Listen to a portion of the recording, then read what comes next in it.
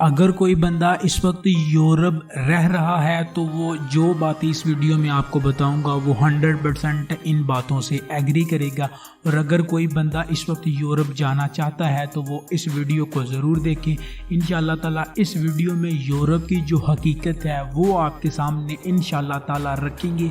इस वीडियो को बनाने के लिए मैंने काफ़ी ज़्यादा दोस्तों की मदद ली है, तो जितने दोस्तों ने भी तावन किया है, मदद किया है इस वीडियो को बनाने के लिए, उन सब का शुक्रिया। स्पेशली जर्मनी से आसम भाई का और नॉर्वे से अजहर भाई का, दोनों भाइयों का तहे दिल से शुक्रिया जिन्होंने काफ़ी ज़्यादा मदद की लोगों का इंटरव्यू इकट्ठा करने में और बाकी बेसिक इन्फॉर्मेशन लेने के लिए। काफ़ी ज़्यादा उन दोनों ने ही मदद की है इस वीडियो को बनाने के लिए। आसम भाई और अजहर भाई, आसम भाई जर्मनी से हैं और अजहर फ्रॉम नॉर्वे, तो इन दोनों भाइयों ने काफ़ी ज़्यादा मदद की है इस वीडियो को बनाने के लिए। अगर आपको वीडियो पसंद आए तो आगे शेयर ज़रूर कीजिए और टीच वीज़ा चैनल को सब्सक्राइब कीजिए। हम इसी तरह की इन्फॉर्मेशन वाले वीडियोज़ इस चैनल टीच वीज़ा के ऊपर अपलोड करते रहते हैं। जी तो दोस्तों, सबसे पहले आपको बताऊं कि यूरोप में इस वक्त जो पाकिस्तानी रह रहे हैं उनका बहुत ही ज़्यादातर जो पाकिस्तानी है,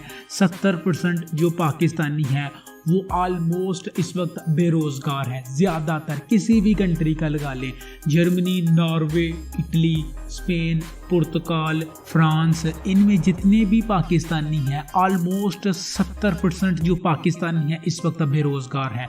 सबसे बड़ी वजह तो कोरोना वायरस है। और अगर इस वक्त कोई बंदा पाकिस्तान से यूरोप चला भी जाता है किसी भी तरीके से, लीगल या फिर इलीगल तरीके से चला भी जाता है, तो वहाँ पर जाने के बाद रहने का बंदोबस्त तो चलो बंदा कर ही लेता है, लेकिन काम का बंदोबस्त बहुत ही ज़्यादा मुश्किल है, बहुत ही ज़्यादा मुश्किल है। अगर आप स्कैंडिनेवियन कंट्री की बात करते हैं नॉर्वे के अलावा, तो उन दो कंट्री का मैं कुछ नहीं कह सकता क्योंकि वहाँ से इतनी इन्फॉर्मेशन नहीं ली गई। स्वीडन हो गया और उसके बाद फिनलैंड हो गया, डेनमार्क हो गया, ये 3 कंट्रियाँ जहाँ से इतनी ज़्यादा इन्फॉर्मेशन नहीं मिली। लेकिन अगर आप पाकिस्तान से इस वक्त किसी भी यूरोपियन कंट्री में जाते हैं तो ऑलमोस्ट आपको तकरीबन 3 से 4 साल बहुत ही मुश्किल आपके होंगे। बेसिकली वैसे भी होते थे लेकिन इन दिनों में बहुत ही ज़्यादा मुश्किल है। आप स्क्रीन के ऊपर कुछ तस्वीरें देख रहे हैं जो कि लेटेस्ट फ़ोटो हैं, जो कि रेफ्यूजी सेंटर जर्मनी, स्पेन, पुर्तगाल की जानिब से नई जो लेटेस्ट फ़ोटोज़ हैं उनकी वेबसाइट के ऊपर ये फ़ोटोज़ रिलीज़ की गई हैं। तो आप देख सकते हैं कि कितने पाकिस्तानी हैं। ऑलमोस्ट अगर देखा जाए तो चौथे नंबर पे सबसे ज़्यादा इलीगल जो पाकिस्तानी हैं वो यूरोप में रह रहे हैं। पहले नंबर पे सीरिया के लोग हैं, फिर अफ़गानिस्तान के लोग हैं, फिर बांग्लादेश के लोग हैं, फिर कुछ अफ्रीकन कंट्रियाँ, उसके बाद पाकिस्तानी सिटीज़न आती हैं जो कि गैर कानूनी तरीके से डंकी लगाकर यूरोप जाती हैं। सबसे बड़ी वजह ये है कि इस वक्त अगर आप पाकिस्तान से यूरोप जाते हैं तो काम मिलना बहुत ही ज़्यादा मुश्किल है, पहुंचना बहुत ही ज़्यादा मुश्किल है। अगर आप किसी तरीके से वहां पर पहुंच जाते हैं तो वहां पर जाने के बाद ढेरों मुश्किलात, जितनी मुश्किलात आपको रास्ते में देखनी पड़ेंगी उससे दुगनी मुश्किलात आपका यूरोप में इंतज़ार कर रही हैं। आप किसी भी कंट्री में चले जाएं, कोई भी कंट्री इस वक्त आसान नहीं है। स्टार्टिंग पॉइंट के लिहाज से मुश्किलें हैं, लेकिन अगर कोई बंदा डटा रहता है, अच्छे तरीके से काम करता है तो पेपर मिल जाते हैं, लेकिन टाइम लगता है। मैं ये नहीं कहता इस वीडियो के ज़रिए आपको कि आप यूरोप मत आएँ। जब भी यूरोप आएँ अपना एक स्ट्रांग माइंड लेके आएँ, अच्छे माइंडसेट के साथ आएँ। कम से कम अपने आप को यूरोप में आने के बाद किसी भी कंट्री में आप आते हैं, कम से कम आप 5 से 6 साल ज़रूर किसी भी कंट्री में रहें, वहाँ का कल्चर सीखें, ज़ुबान सीखें और फिर आप पेपरों के लिए अप्लाई करें। क्योंकि काफ़ी ज़्यादा मैंने ऐसे लोग देखे हैं जो कि आते ही सिर्फ पैसे कमाते हैं। पैसे तो बंदा कमा लेता है, लेकिन जो लोग पैसे कमाते हैं वो पेपर नहीं ले सकते, और जो लोग पेपर लेते हैं वो पैसे नहीं कमा सकते स्टार्टिंग में, बाद में बहुत ही अच्छे पैसे कमाते हैं। तो इसीलिए मैं एक आपको प्रो टिप, गोल्डन टिप देता हूँ कि जब भी आप यूरोप आएँ आते ही पेपरों की तरफ हो जाएं। पेपर लेंगे तो आप जितना पैसा इस वक्त कमा रहे हैं आप उससे 3 गुना 4 गुना ज़्यादा पैसा कमा सकेंगे अगर आपके पास पेपर होंगे। स्टार्टिंग में आप कम काम कीजिए और पेपरों की तरफ ज़्यादा तवज्जो दे दी। आप किसी भी यूरोपियन कंट्री में है, इटली में है, स्पेन में है या जर्मनी में है, तो आपसे रिक्वेस्ट है कि पेपरों की तरफ जाएं।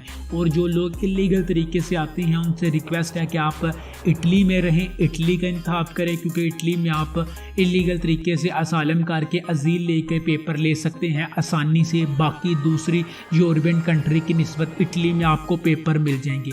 अगर आप स्टडी वीज़े के ऊपर आए हैं, विज़िट वीज़े के ऊपर आए हैं, या फिर आपके पास कोई और कैटेगरी का वीज़ा है, तो आप सीधा पुर्तगाल चले जाएं।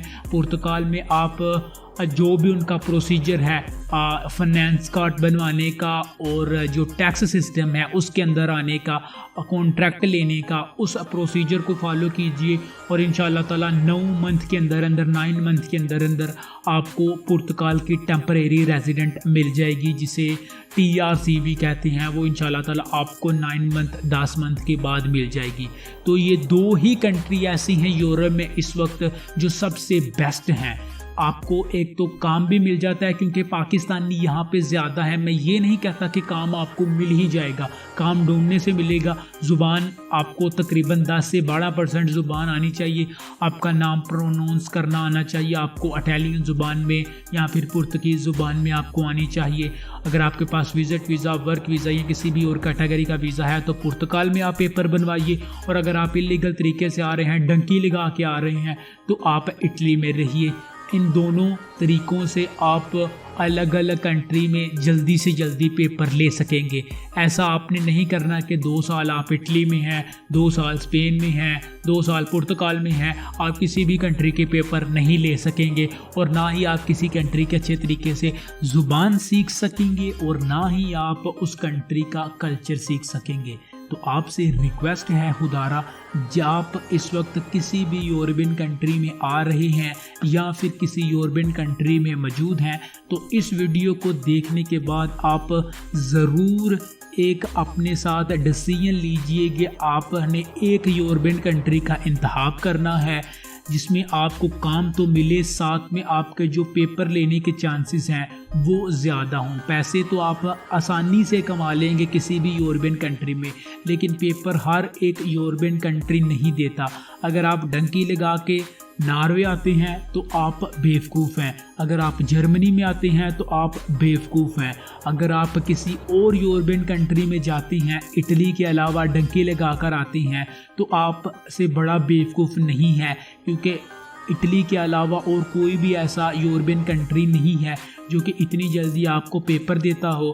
और इटली का सबसे बड़ा एडवांटेज ये है कि यहाँ पर बहुत बड़ी कम्युनिटी पाकिस्तानियों की हर एक सिटी में रहती है, तो आपको अपनी ज़ुबान बोलने में और अपने जो लोग हैं, देसी जो लोग हैं, उनके साथ काम करने में आपको आसानी होगी, काम आपको आसानी से मिल जाएगा और आप पैसे के भी कमा सकेंगे और साथ में आपके जो पेपर हैं उनका भी काम चलता रहेगा।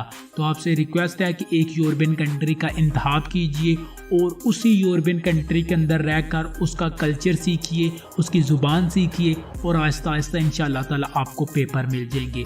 इसके रिलेटेड, इस टॉपिक के रिलेटेड आपका कोई भी सवाल है तो आप नीचे कमेंट बॉक्स में पूछ सकते हैं। और स्पेशली इस वीडियो को बनाने के लिए, इस वीडियो के जो लिए इंफॉर्मेशन चाहिए है वो काफ़ी ज़्यादा जो यूरोप में मौजूद हैं मेरे भाई, उन्होंने मदद की है।